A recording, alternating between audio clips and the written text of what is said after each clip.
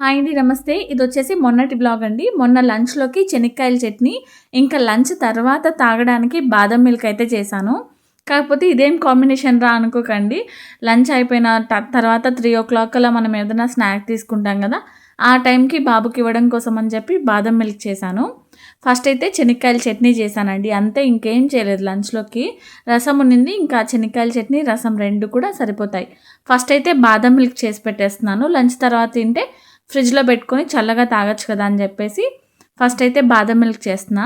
నేను ఇక్కడ ఒక 15 వరకు బాదం తీసేసుకొని రాత్రంతా నానబెట్టి పెట్టేశానండి. పొద్దున్నే ఏం చేయాలంటే బాగా దానిపైన ఉన్న స్కిన్ మొత్తం తీసేసి ఒక మిక్సీ జార్‌లోకి వేసుకొని పాలు కానీ లేకపోతే కొద్దిగా వాటర్ కానీ యాడ్ చేసుకొని ఇలా పేస్ట్ చేసుకోవాలి. బాదంనంతా కూడా పేస్ట్ చేసుకోవాలి. లేదనుకుంటే అప్పటికప్పుడు బాదంని డైరెక్ట్‌గా పౌడర్ చేసుకోవచ్చు. ఫస్ట్ అయితే ఇక్కడ నేను ఒక హాఫ్ లీటర్ వరకు పాలు తీసుకొని స్టవ్ పైన పెట్టేశానండి. ఒక 2 టేబుల్ స్పూన్ల వరకు ఇక్కడ నేను కస్టర్డ్ పౌడర్ తీసుకున్నా. ఏ ఫ్లేవర్ అయినా తీసుకోవచ్చు. మనకి ఏ ఫ్లేవర్ బాగా నచ్చితే అది తీసుకోవచ్చు. నేనైతే ఇక్కడ బటర్ స్కాచ్ ఫ్లేవర్ తీసుకున్నాను. మనకి కస్టర్డ్ పౌడర్ పెద్దగా టేస్ట్ డిఫరెన్స్ అయితే తెలియదు. అందుకని చెప్పి నేను బటర్ స్కాచ్‌ది తీసుకున్నాను. తీసుకొని కొద్దిగా పాలు యాడ్ చేసి బాగా మిక్స్ చేసుకున్నాను. ఎక్కడ ఉండలు లేకుండా. ఈలోపు పాలైతే మరిగాయండి. పాలు ఒక 2, 3 పొంగులొచ్చిన తర్వాత ఒక 2 టేబుల్ స్పూన్ల వరకు నేను ఇక్కడ షుగర్ యాడ్ చేసుకున్నాను. ఆల్రెడీ ఇంకా కస్టర్డ్ పౌడర్‌లో కొంచెం స్వీట్‌నెస్ ఉంటుంది అని చెప్పేసి కొద్దిగా మాత్రమే షుగర్ యాడ్ చేశాను. తర్వాత వచ్చేసి బెల్లం వేసింటే బాగుండేది. కాకపోతే మొత్తం కలర్ చేంజ్ అయిపోతుంది. పాలు విరిగిపోతాయేమో అని డౌట్ వచ్చి షుగర్ యాడ్ చేశాను. షుగర్ వేసిన తర్వాత ఇక్కడ నేను బాదం ఇందాక మిక్సీ పట్టుకున్నాం కదా పేస్ట్, అదంతా కూడా వేసేసి మళ్ళీ బాగా మిక్స్ చేసి కలిపి పెట్టుకున్న కస్టర్డ్ పౌడర్ కూడా వేసేసాను. వేసేసి బాగా చిక్కగా అయ్యేంత వరకు కలుపుతూనే ఉండాలి.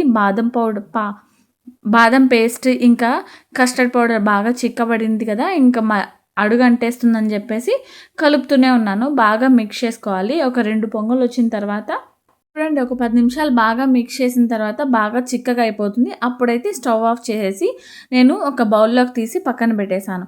ఇప్పుడు మనము ఏదైనా డ్రై ఫ్రూట్స్ అయితే యాడ్ చేసుకోవచ్చు.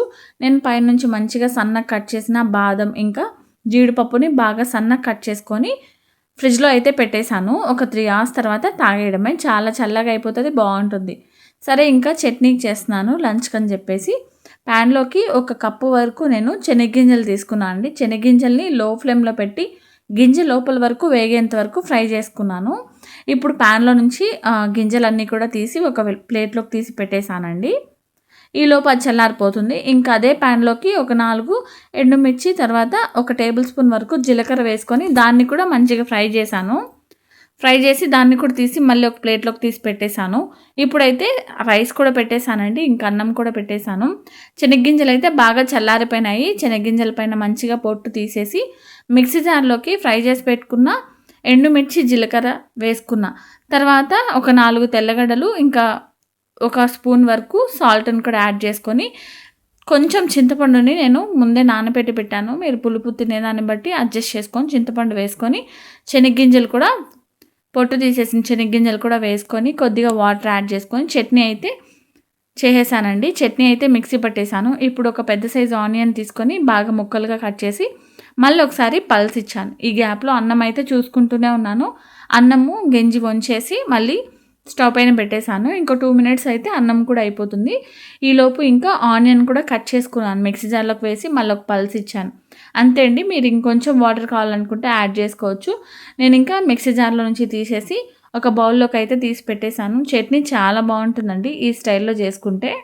హనీకి కొంచెం వాటరీగా ఉంటే ఇష్టము. అందుకని చెప్పేసి కొద్దిగా మాత్రం నీళ్ళు యాడ్ చేసి కలిపాను. ఇంకా సర్వ్ చేసేయడమే మనీ కోసము. మనీకి చాలా ఇష్టం అండి శనగగింజల చట్నీ, చింతకాయ చట్నీ, టమాటో చట్నీ, ఇలాంటి చట్నీలు. ఇంకా నాన్ వెజ్ బాగా ఇష్టపడతారు. అంటే కొంచెం విలేజ్ సైడ్ కదా ఉంటాం మేము. కాబట్టి ఇలాంటివన్నీ కొంచెం అలవాటు ఉంటుంది. బాగుంటుంది కూడా. సింపుల్గా ఉంటుంది. లైట్ ఫుడ్ తిన్నట్లు అనిపిస్తుంది. అందుకని చెప్పి అప్పుడప్పుడు నేను ఇలాంటివి చేస్తూ ఉంటాను. అన్నం అయితే తినేసాము. ఇంకా 3 అవర్స్ తర్వాత చూడండి, మీగడంతా కూడా ఫ్రిడ్జ్‌లో పెట్టాం కదా, బాగా ఫామ్ అయిపోయింది. ఇంకా ఆ మీగడని కూడా బాగా మిక్స్ చేసేసి బాదం పాలు అయితే సర్వ్ చేసుకున్నాం. ఒక 1½ గ్లాస్ వరకు బాదం మిల్క్ వచ్చింది. నేను, సోను, మనీ ఇంకా ముగ్గురం తీసుకొని తాగేసామండి. చాలా లైట్ ఫుడ్ అనిపించింది ఇవాళ లంచ్‌లోకి. అప్పుడప్పుడు లైట్ ఫుడ్‌నే తినాలి అది కూడా మంచిదే గదా! అందుకనే లైట్ ఫుడ్ అప్పుడప్పుడు చేస్తూనే ఉంటాను నేను రెగ్యులర్‌గా. తర్వాత బాదం మిల్క్ అయితే తీసుకొని తాగేసాము. వీడియో నచ్చితే లైక్ చేయండి. ఇంకా ఇలాంటి రెసిపీస్ కావాలనుకుంటే కామెంట్ చేయండి. అంతే ఈ వీడియో. బాయ్.